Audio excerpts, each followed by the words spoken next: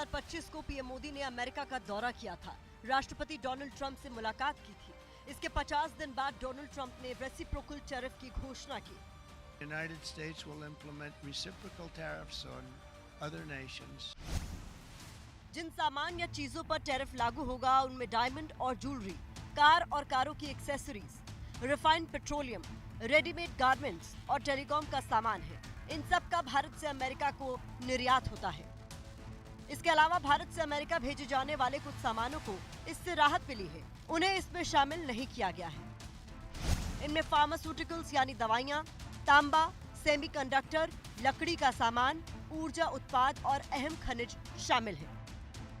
Pharmaceuticals यानी दवाइयों को बाहर रखने की वजह यह है कि हर साल भारत अमेरिका को औसतन 12.7 अरब डॉलर की दवाइयां निर्यात करता है, जिस पर उसे कोई टैक्स नहीं देना पड़ता है।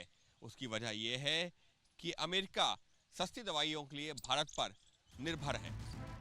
अब सवाल यह है कि हमारे ऊपर इसका सीधा असर क्या होगा। भारतीय कंपनियों के लिए अमेरिका में निर्यात महंगा हो जाएगा, सामान की लागत बढ़ेगी जिससे डिमांड कम होने की आशंका है।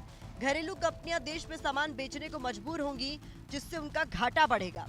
अभी भारत के सामान पर अमेरिका कम टैरिफ लगाता है, जिससे भारत को ट्रेड सरप्लस का फायदा मिलता है। टैरिफ बढ़ने से भारत को ट्रेड सरप्लस से मिलने वाला फायदा कम हो सकता है। इसके अलावा डॉलर के मुकाबले रुपये के कमजोर होने की आशंका है। भारत की आर्थिक रफ्तार भी प्रभावित होने का अनुमान है। आर्थिक वृद्धि की रफ्तार कम होगी तो इसका असर देश में नौकरी और रोजगार पर भी पड़ सकता है। मार्केट एक्सपर्ट और इंडस्ट्री से जुड़े लोगों का मानना है कि सबसे पहले ज्वेलरी और टेक्सटाइल इंडस्ट्री इससे प्रभावित होगी।